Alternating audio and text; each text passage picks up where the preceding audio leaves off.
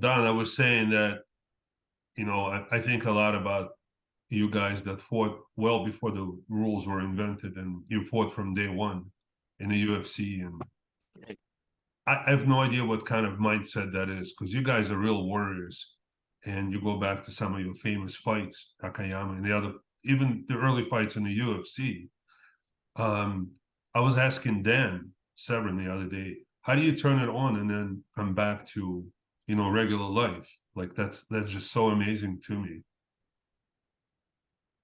Yeah, it was easy at the first, but then it got harder and harder. You know, Mm. As career went on, because you had to train more. Because you got older and you got beat up, and so you had to leave the family more.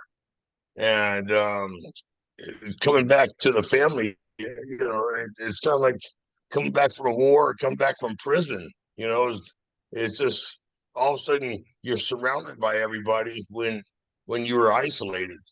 Right. And it's a real weird feeling.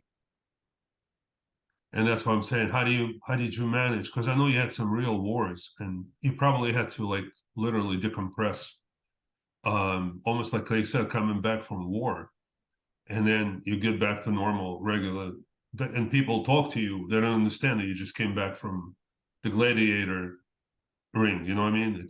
It's crazy to me Yeah, how people, because it's hard for us with people that don't fight. You come back, guys like you come back after a war, like Takayama, like your early fights, like even Tank Abbott, because I know you felt emotional about that. And then you kind of come back, even to give an interview. I think was something that you had to kind of like slow down and come back to human level, right?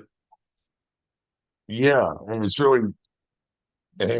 really strange because you know you the buildup is the hard thing, the training, because you isolate yourself for 6 or 8 weeks, Right. and then boom, you have the big orgasm, the fight, Yeah.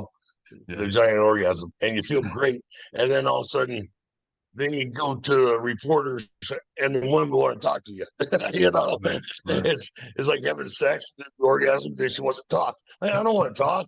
You can't talk. Right. Right. Right. I got you. Right, right.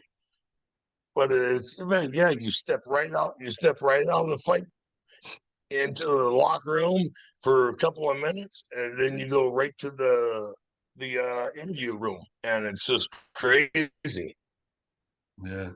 It probably was easier for you when you had several fights a night, right? Back in the day when you had those, the tournaments, Yeah, which you won. You won pretty much all of them, except I think one. But it's amazing to that's me, like the one. Yeah, mindset.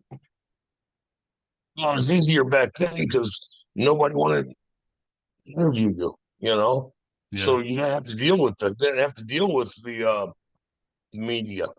Right. Because they were saying it was human cockfighting, it was crazy, it was, dangerous and blah, blah, blah.